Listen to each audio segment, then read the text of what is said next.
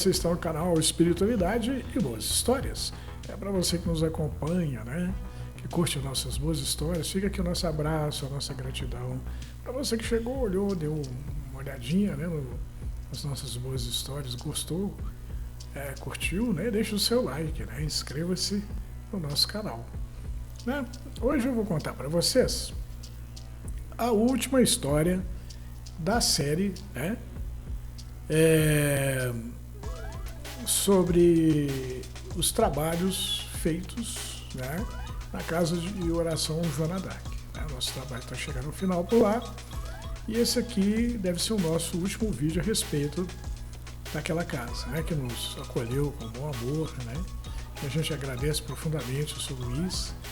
Foi muito proveitoso, né? As histórias são ótimas, deram uma ideia, né, da espiritualidade, do que a espiritualidade faz lá na casa, né? Inclusive com relação aos trabalhos de desobsessão. Então a história se chama Desobsessão. Bom, desobsessão é o tratamento espiritual feito para libertar pessoas, no caso o obsediado, né, de influências negativas de espíritos desencarnados, dos mortos, né, que seria o obsessor. É um esforço para conciliar ambos, o obsediado e o obsessor, promovendo assim o crescimento espiritual de todos os envolvidos no processo, inclusive os doutrinadores, né, os trabalhadores e frequentadores da casa de caridade, onde a desobsessão acontece. Né? Bom, então a história começa mesmo agora. Ó. Entrei na câmara de desobsessão, um quartinho humilde dentro da humilde casa de oração Joana d'Arc, aqui em Araxá, Minas Gerais. Hoje é 2 de junho de 2025, né? Foi segunda-feira passada. Dentro estavam algumas pessoas sentadas em círculo.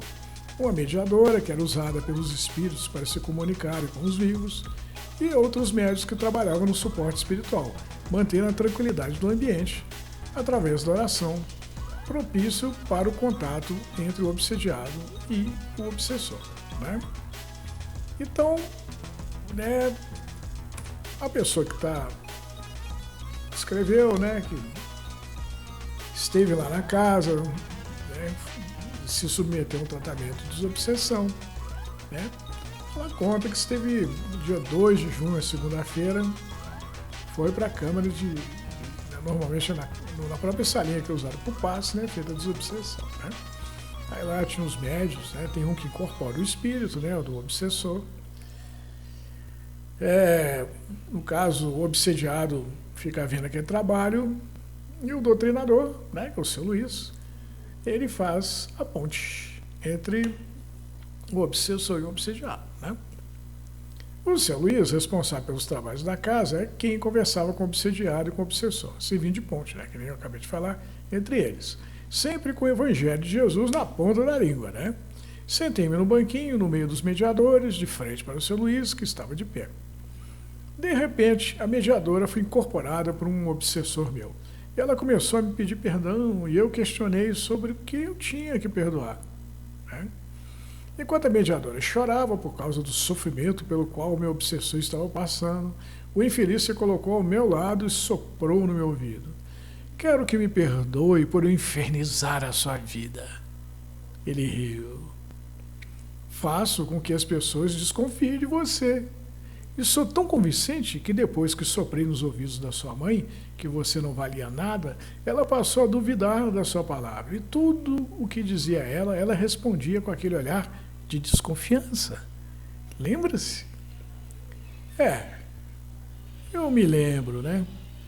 Pois ajudei a acabar com seu primeiro casamento, fazendo sua esposa acreditar que a doutrina espírita era a doutrina do demônio.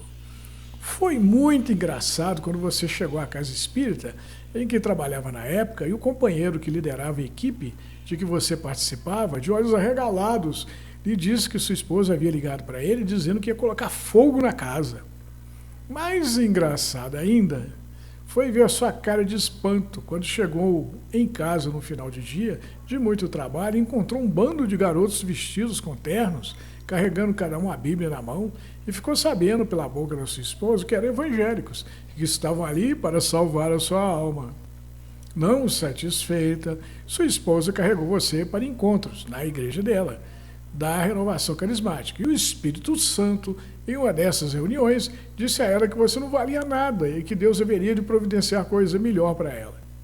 Fala sério. Foi ou não foi hilário? Pois é, gente. O cretino então deu a volta e começou a soprar no ouvido do outro lado da cabeça. No seu trabalho você sempre foi um mané. Ninguém nunca levou fé em você do ponto de vista profissional. E o gozado é que você trabalha orientando as pessoas com relação à legislação do imposto de renda e toda hora aparece alguém na sua fila de atendimento lhe dizendo que você não sabe o que diz. E olha que isso vem acontecendo faz mais de 30 anos.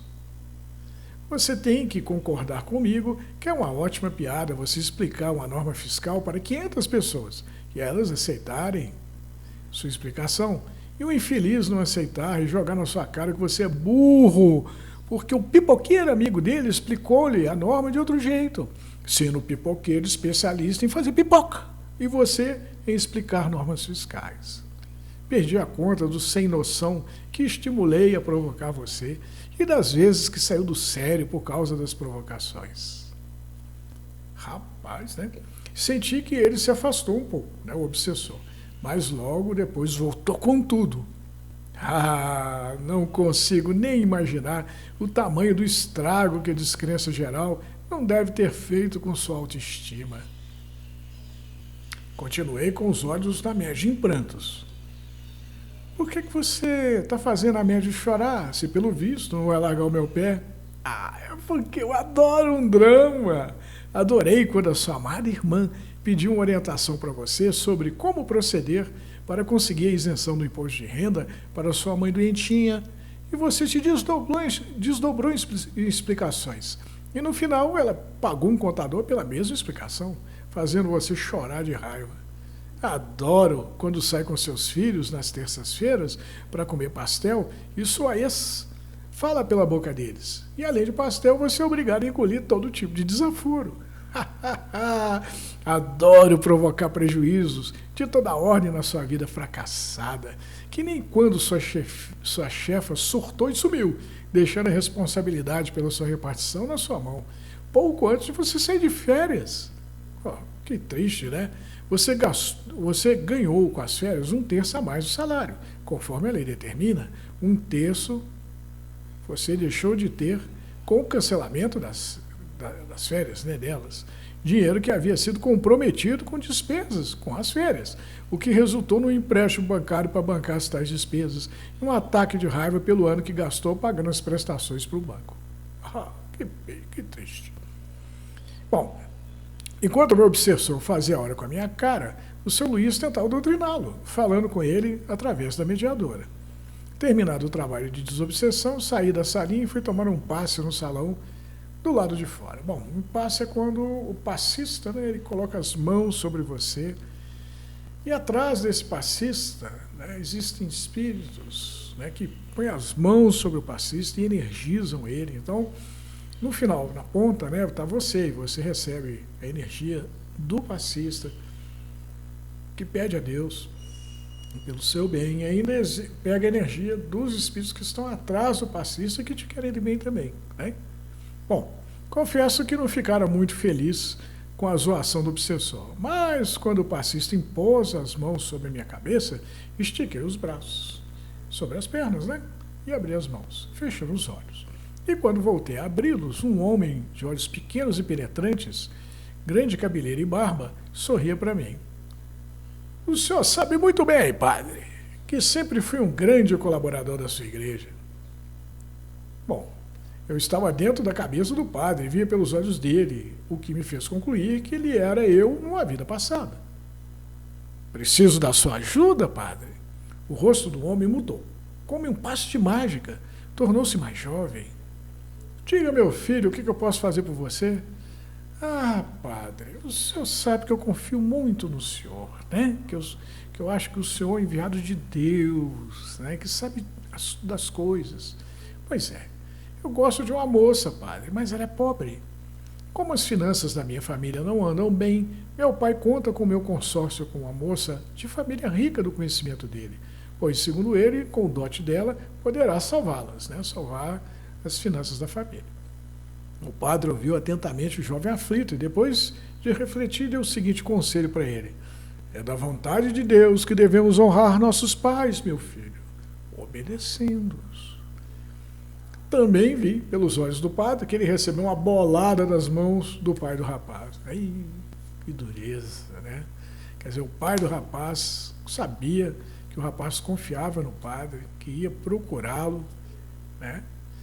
E encheu os bolsos do padre para que o padre falasse com o menino que ele tinha que casar com a menina rica, né? Bom, então, voltando, né? Também vi pelos olhos do padre que ele recebeu uma bolada de dinheiro, né, das mãos do pai do rapaz, por tê-lo convencido a se casar com uma moça rica. Viu o padre casando os dois, e quando o padre olhou pela paz na alma do pobre coitado, pois o jovem, depois de lutar bravamente para se esquecer da mulher amada, não conseguiu, sem conseguir, desiludido da vida, havia posto fim à própria vida. Nossa, que tragédia, né? Voltei então a ver pelos meus próprios olhos. O espírito do seu Avenor, meu sogro, me deu encarada. Muito bonito. O seu conselho matou o rapaz. Não é à toa que o espírito dele está com tanta raiva de você, né? Mais um obsessor, pensei comigo. Mas não era de todo verdade. Olha, estou agradecido por você ter ajudado a me libertar do meu cárcere, pois eu estava preso na minha casa fazia 30 anos por causa da culpa, já que cometi suicídio, acreditando que me livraria dos meus problemas, mal sabendo que estava arrumando um problema ainda maior, uma vez que fui tomado pelo sentimento de ter falhado com a minha família, de ter abandonado ela, já que eu não desapareci como imaginava, mas passei a testemunhar o drama dos navegantes do navio familiar sem seu capitão, lutando para não naufragar e chegar a um destino seguro. Através do trabalho de desobsessão, abri os olhos para a verdade de que todos erramos, e que a culpa deve nos motivar a reparar nossos erros, praticando o bem, e não servir como um peso dolorido e eterno sobre as nossas costas, impedindo-nos de ir adiante. Por isso, também vou ajudar você a lidar com a sua culpa. Não conheci meu sogro em carne e osso, só em espírito, né? E ele sempre foi um sogro ciumento, e não escondia o desgosto pelo casamento da filha comigo. Por isso, foi uma surpresa receber o apoio dele naquele momento tão delicado, que demonstrava que Deus se servia até mesmo dos nossos antigos obsessores para nos consolarem. Pense bem, você se casou novamente e, desde então, só faz passear com a nova esposa. Os colegas de serviço que criticavam você se aposentaram, e hoje você é responsável pela repartição de trabalho. Atende mais ou menos umas 30 pessoas por dia, e uma ou outra costuma complicar, mas vamos convir que nem Jesus agradou todo mundo, né? E tirando um ou outro, o resto se dá por satisfeito com o seu atendimento, o que é motivo de satisfação. Seus filhos adoram sair com você nas terças-feiras, mesmo que encham os seus ouvidos de bobagens, que a raiva da mãe enfia na cabeça deles. À medida que meu sogro foi falando, fui ficando menos triste, e já para o final da fala, comecei a me sentir alegre. Apesar da sua ex usar a alienação parental para atingi-lo emocionalmente, manipulando os filhos para ofendê-lo, tenho certeza que o prazer de estar com eles às terças-feiras comendo pastel é tão grande que tudo compensa. Aprendi aqui mesmo, nesta casa, que uns gramas de amor valem mais que uma tonelada de mágoa. Aquelas palavras faziam todo sentido e elas me confortavam. Sua antiga chefe está trabalhando em casa, homework, e de vez em quando dá as caras no trabalho.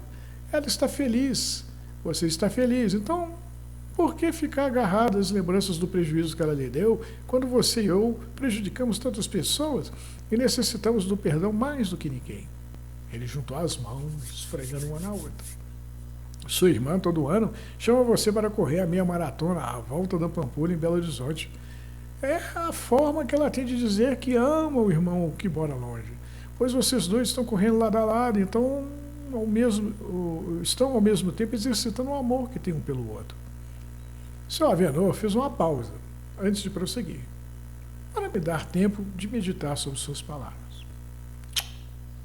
Sua mãe, antes de desencarnar, disse que estava surpresa e admirada com você, pois não esperava muito de um sujeito que vive com a cabeça no mundo da lua, mas que você, com a ajuda de Deus, é claro, conseguiu criar e sustentar uma família, somar o tempo necessário para poder aposentar no seu trabalho e até mesmo reconstruir sua vida amorosa, se casando de novo após o naufrágio do primeiro casamento.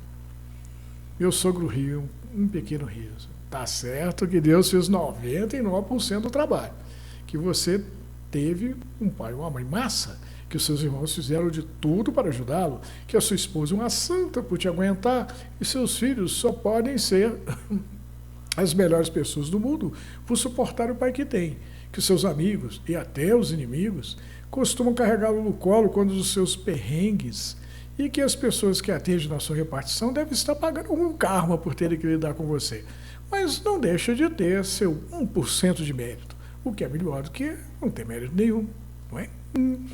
Também sorriu. É assim, seu Avenor. De repente, ele ficou sério. Olha, você sabe que não tem anjo da guarda para todo mundo. É um anjo para um monte de gente. Então como é que Deus faz para proteger todos os seus filhos? Usando dos amigos espirituais e também dos obsessores. Esse mesmo aí que anda na sua cola não quer de jeito nenhum que você morra. Pois se você morrer, ele pode perder você de vista. Ele quer que você viva muito, para poder continuar te torturando, vingando-se assim do que fez com ele. Por isso, mais de uma vez, em vez dele empurrar você para debaixo de um carro em alta velocidade, quando estava para atravessar uma rua, ele segurou você para não atravessar e ser atropelado. Cara, isso, sem falar que se não fossem os seus obsessores te atormentando, jamais sairia do lugar, principalmente depois que descobriu, estudando a doutrina dos espíritos, que a única maneira de se livrar da perseguição de um espírito vingativo é mostrar a ele que você mudou, que ele está perseguindo uma pessoa que não existe mais, que ao contrário do padre que você foi em uma vida passada, um sujeito que fazia tudo por dinheiro, se fosse hoje, não aconselharia se casar por interesse, mas por amor. Ainda mais depois de ter casado 2 vezes por amor. Sua vida é a prova da sua mudança. Basta agora que seu obsessor deseje ver aquilo que está bem diante do nariz dele. Mas isso, mais dia ou menos dia, vai acontecer. E vocês dois vão acabar se tornando os melhores amigos. Mas eu não vou ficar aqui te animando demais não, tá? Olha, além do infeliz que está te perseguindo, tem uma fila enorme esperando bem atrás dele pela chance de fazer você pagar o que andou aprontando com eles. Portanto, haja desobsessão. O rosto do seu Avenor mudou assim como o rosto do barbudo, que mudou para o rosto do jovem filho. E meus olhos começaram a ver a passista. Agradeci a Deus tudo o que eu havia passado, pois sentia que havia tido o que merecia, tanto da parte do obsessor, quanto da parte do espírito do meu sogro. Bola para frente, que atrás vem gente. Poxa, que história massa, né? Rapaz, é uma história para a gente refletir com muito cuidado. Porque, segundo eu me lembro, né, o Chico uma vez falou que a gente tem, em média, 5 obsessores com a gente, né? E tem muita gente que acha que o obsessor é um demônio, né? Um espírito malvado que quer matar a gente, né?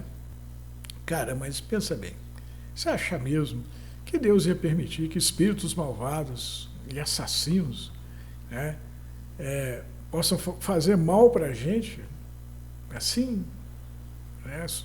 Deu vontade no cara lá e te empurra debaixo de um carro, que nem a história falou? Não, a gente também tem espíritos que cuidam da nossa vida, dos nossos interesses, eles nos querem bem, eles nos apoiam, eles nos amam. Imagina quanto pai, quanta mãe deve estar do outro lado da vida lá, pelejando pelos filhos que ficaram por aqui, né? Os amigos queridos que se foram. Estão aí pensando na gente. Eles não vão deixar que espíritos malignos acabem com a gente. Porém, a história diz que só tem um jeito de você, né, se livrar de uma obsessão espiritual, né? Normalmente, nossos obsessores querem se vingar da gente, porque a gente, em alguma vida passada, ou mesmo nessa vida, às vezes sem querer, a gente fez algo de errado com ele, né? Aprontou com ele. Na história, por exemplo, o cara que escreveu a história era um padre, né? E quando ele era um padre, o obsessor estava vivo, o obsessor era um rapaz que queria um conselho, chega para o padre e fala: padre, eu estou apaixonado por uma mulher. Porém, meu pai quer que eu me case com uma outra, porque a outra é rica e a que eu estou apaixonado é pobre. O que o senhor acha, padre? Aí o padre havia sido visitado pelo pai do jovem, que deu para ele um monte de dinheiro. Falou, olha, diz aí para o meu menino, na hora que ele procurar o senhor, que ele tem que ficar com a rica. Tá bom. Então o padre deu um jeito de convencer o menino. Aí o menino casou com a rica e era incrivelmente infeliz com a mulher rica. Né? Poderia ter sido feliz. Quem é que vai saber? Né? Às vezes ia dar certo. Mas não deu. O fato é que a infelicidade levou o rapaz a tirar a própria vida. E ele se tornou um obsessor do padre. Né? E como o padre reencarnou, está na Terra, está lá o espírito do rapaz atormentando aquele que foi padre na vida passada. Né?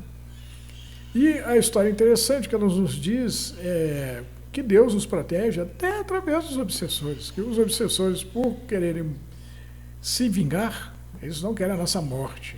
Eles querem vingança. Porque se a gente morrer, muitas vezes a gente vai passar por lá de lá e vai ficar invisível para eles. Vai ser o contrário do que é quando a gente está por aqui e eles estão invisíveis para nós. Né? Aí muda as coisas, né? Aí você chega do outro lado, você passa a ver o seu obsessor, mas ele deixa de te ver, porque você vai estar numa vibração mais alta. Aí a gente troca de lugar com ele, né? Fica ruim para ele.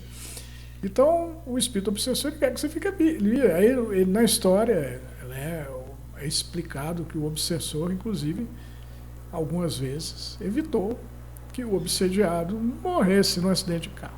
Né? Ele ia atravessar a rua, o carro ia passar a matar ele, e o obsediado segura o carro. Né?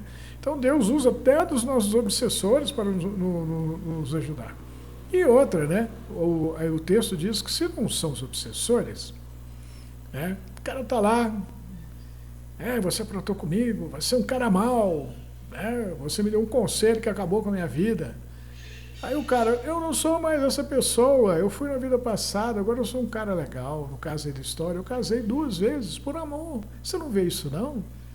Não, tem um cara ruim aí dentro de você, eu vou tirar esse cara daí, vou penalizá-lo, vou me vingar dele. Aí você fala, não tem mais esse cara ruim. Esse cara ruim aqui sofreu uma mutação e ele não está mais aí. Ele sumiu, você está perdendo o seu tempo. Estou perdendo meu tempo, mas vamos ver. Eu vou te atormentar até esse cara aparecer. Então tá aí, irmão. Fica à vontade. Né? A minha vida tá de boa. Eu sou um cara que trabalho, camarada que tem filhos, que teve um casamento que não deu certo, tem um outro que está aí legal, que procura o bem, atender as pessoas na medida do possível, das minhas possibilidades. Né? Eu acredito em Deus. Né? Eu acredito no bem. E você? No que você acredita? Bom, no final das contas, o espírito obsessor, nesse caso, só vai ter 2 opções. Ou ele desiste e fala, não, realmente o cara não é mais aquele cara, perdi o objeto da minha vingança. Ou então ele fala, poxa, o cara é tão bacana e ele está tão feliz, cara, vou entrar na dele. Eu vou entrar na dele, olha, eu vou me tornar uma pessoa boa também.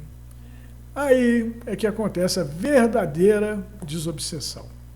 Você se livra do cara, daquele cara que te queria mal, porque aquele cara que te queria mal, ele, com seu exemplo, ele mudou de ideia. E agora ele não quer mais mal para ninguém. Ele te quer bem. Aí o que era seu obsessor se torna seu amigo espiritual, seu anjo da guarda. Então, a desobsessão de verdade acontece quando você muda a sua atitude, você passa a ser uma pessoa melhor, quando você luta todos os dias para ser um pouco melhor. E diante do testemunho dos seus obsessores, daqueles em média 5 que estão te olhando, até que os caras cai a ficha neles, né? Falam, não, esse cara é legal. Né? Ou eu vou embora, vou obsediar outro, ou eu vou entrar na dele. Né? Isso é iluminação, gente. Tá? É iluminação. Né? É quando você, com o seu exemplo de vida, você convence o seu obsessor, né? Aquele cara que você aprontou com ele em vidas passadas, ou mesmo nessa vida, né? E aí o cara desencarnou e veio se vingar de você, né? Você convence ele de que você é uma pessoa legal. E ele se anima a ser uma pessoa legal que nem você. Ele segue o seu exemplo. Bom, agora tem o outro lado da ficha, né? Se você não é um cara legal, se você vive aprontando, aí os obsessores vão cair de pau em cima de você, com certeza, vão entrar em sintonia com você, e aí vai ficar uma turma boa, né? Você cheio de pensamentos não legais, rodeado de caras com pensamentos igualmente não legais, né? E isso não vai acabar bem nem para você nem para eles, né? Termina todo mundo nas trevas, né? Cheio de contas com a vida, né? Aí chega na hora da próxima reencarnação, você está lá com a ficha suja, né? Aí você vai se reencarnar em uma situação terrível, porque você está cheio de conta para pagar. Então o que, é que você pode esperar da vida, né? Aprontei com Deus todo mundo, quer dizer, quando eu for reencarnar, quando eu morri, quando eu for reencarnar, está aquela lista de devedores lá. Agora você vai ter que ir lá e se reconciliar com todo mundo que você aprontou. Já pensou? O pânico desse espírito? Meu Deus, você vai ter que sofrer tudo aquilo que você fez os outros sofrerem.